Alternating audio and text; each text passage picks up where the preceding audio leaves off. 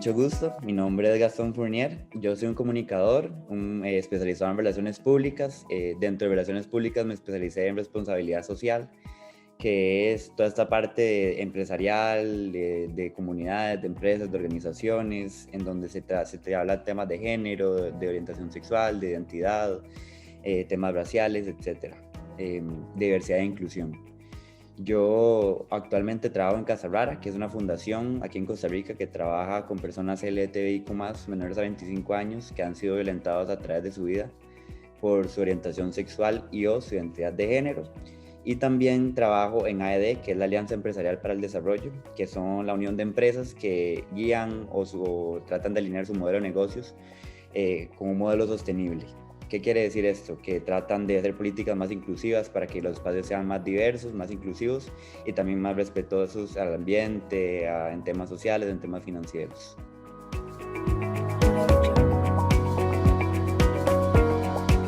La idea del podcast surge de la falta de representación. Cuando uno crece como persona LGTBIQ+, se da cuenta que no hay personas como uno en la tele, en el periódico, en la radio, en las películas. Y si hay una persona que se parece a uno, es súper estereotipado, lo usan como para burla, está mal representado o no representa todos los colores que existen en el LGTBIQ+ dentro de la comunidad.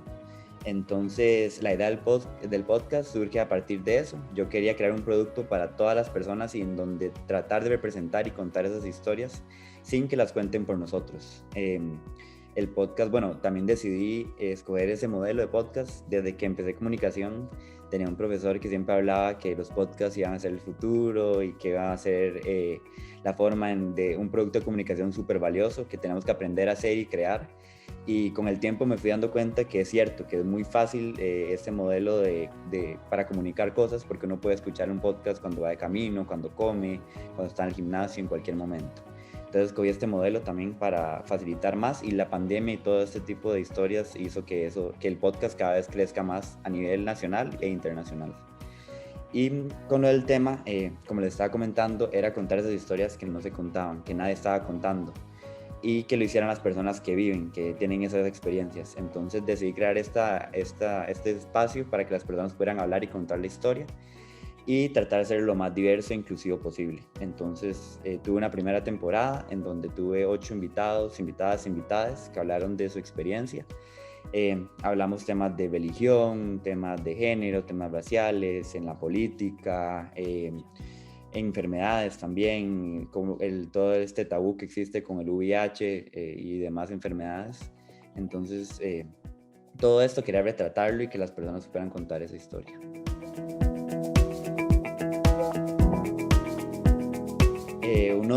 Tuve muchos aprendizajes realizando este podcast, pero voy a tratar de englobarlo en 4. El primero fue que era muy necesario. La verdad eran historias que no se estaban contando y que eran muy necesarias también para retratar y hacernos ver, entre comillas, como humanos. Tal vez muchas veces las personas ven a las personas LGTBIQ+ como extraños, como ellos y nosotros. Y realmente no es así. Siempre lo más probable es que tengamos a alguien LGTBIQ+ o diverso alrededor de nosotros. Y es importante entender sus vivencias, qué es lo que pasa, para también poder ser más empáticos. Esa fue la primera. La segunda es, bueno, crear un producto de comunicación siempre requiere de un equipo. Muchas veces, por más pequeño que sea el producto, ocupamos de personas que nos apoyen, de invitados, de invitadas, de personas que nos compartan.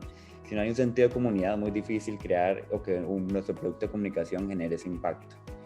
El tercero es que si tenemos la plataforma, si tenemos el tiempo, si tenemos las ganas y obviamente estamos en una posición de seguridad, es importante que creemos estos espacios, porque tal vez no todas las personas cuando crecen siendo diversos, con una identidad de género distinta a la de la norma, o cuando vetamos todo esto con la salida del closet, con nuestra orientación sexual, escuchar a alguien que tenga esa vivencia parecida a nosotros es muy reconfortante y nos hace sentir acompañados y acompañadas y acompañadas, y es importante como ese sentido de empatía y de comunidad. Y la última, yo creo que lo puedo retratar, me encantaría, de hecho ya ahorita estoy planeando la segunda temporada, pero ese último aprendizaje va ligado como a eso. Realmente es costoso y tal vez ahorita es un producto que está en pañales, tanto el podcast como los temas de diversidad e inclusión, las personas cada vez consideran que es más importante este tipo de temas, pero aún falta tiempo para que podamos hacerlo como un producto más masivo, más grande y que llegue a más personas. Creo que es muy importante que existan este tipo de productos porque no todo el mundo tiene el derecho, a recibir ese tipo de información, y como les dije anteriormente, para mí es muy importante y se basa en la representación. Si yo no encuentro personas que se parezcan a mí, si no veo a nadie que tenga mis vivencias o parecidas a mis vivencias, yo voy a sentir que soy el único y que estoy solo, sola o sola.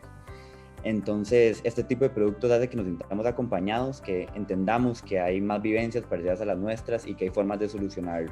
Tal vez este tipo de sentimientos, como el que les diga, el de la soledad, el de sentirnos como que somos la única persona que vive esto, nos pone en riesgo. Hablamos de, por ejemplo, conductas, cómo se empieza a ligar dentro de la comunidad a edades tempranas, temas de seguridad, tal vez a diferencia, por ejemplo, de una persona heterosexual que igual tiene mucho riesgo cuando empieza como todo esto de ligar o así, cuando está joven.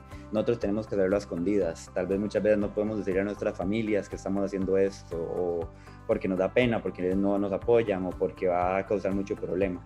Todo este tipo de cosas hacen que este producto, tal vez como mi podcast, Azúcar, Flores y Muchos Colores, hable de la importancia de la comunicación, de decir que existe, y algo que escuchamos en todos los cursos de comunicación, pero que es súper importante, y es que lo que no se comunica no existe, y eso es demasiado real.